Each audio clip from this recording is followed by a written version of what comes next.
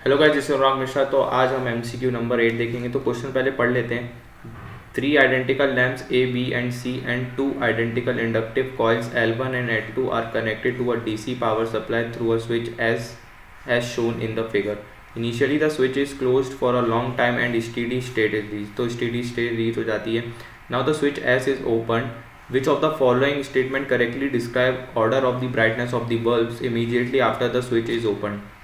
ठीक है, तो यहाँ पर हमारे पास आइडेंटिकल लैम्प्स है और आइडेंटिकल कॉइल्स है, मतलब L1 equals to L2 equals to L है ना।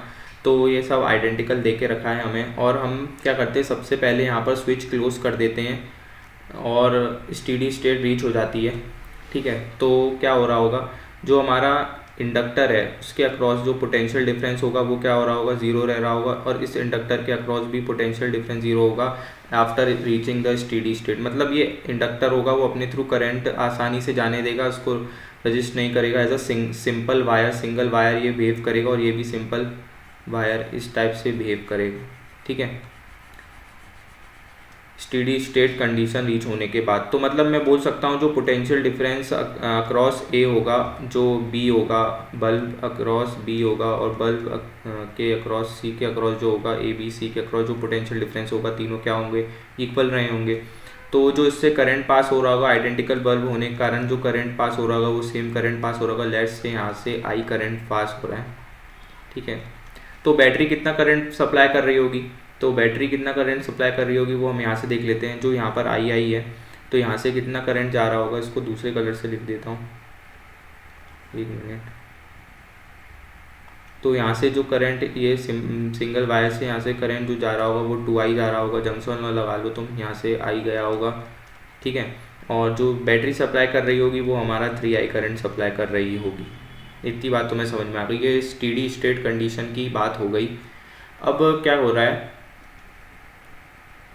अब जो है वो हम क्या करते हैं, स्विच को ओपन कर देते हैं। तो just after the switch is open वाली कंडीशन में क्या होगा, जो हमारा इंडक्टर है वो क्या करेगा, हमारा इंडक्टर जो होता है वो करंट के चेंज को रजिस्ट करता है। तो जो उसके थ्रू करंट जा रहा होगा वो एकदम से उसको चेंज नहीं करेगा, वो उससे अपने थ्रू वो सेम करंट जाने देगा। तो जो उसके बाद जस्ट आफ्टर बोला है, just after the switch is open, जो करंट होगा इंडक्टर के थ्रू वो सेम रहा होगा जो जस्ट बिफोर ओपनिंग जो रहा था करंट। जो हमारा इसमें रहा था वो 2i था, और इसमें रहा था जो i था, तो सेम टू सेम करंट इसमें रहा होगा, इसमें 2i इसमें i। ठीक है, इतनी बात तो मैं समझ में आ गई, ये प्रॉपर्टी होती है इंडक्टर की। तो अब क्वेश्चन हो गया आई गेस। तो जो बैटरी है वो तो कुछ बैटरी का रोल बचा ही नहीं, तो इसको तो यहाँ से हटा देते हैं। अब यहाँ पर सिंपली तुम जंक्शन रोल लगाओ, यहाँ से 2i करंट गया, इस ब्रांच में i हो गया, तो b के थ्रू भी कितना करंट जा रहा होगा, i जा रहा होगा, और c के थ्रू भी कितना करंट जा रहा होगा, i जा रहा होगा। अब ये पूरा यहाँ से 2i करंट जाएगा, और a के थ्रू भी कितना करंट जा रहा है, जाएगा 2i जाएगा। तो इतनी बात तो मैं समझ में आ गई। अब तुम देख लो, पहले केस में बल्ब में ब्राइटनेस क्या थी, तो तीनों में सेम रही होगी क्योंकि आई करंट सेम जा रहा था।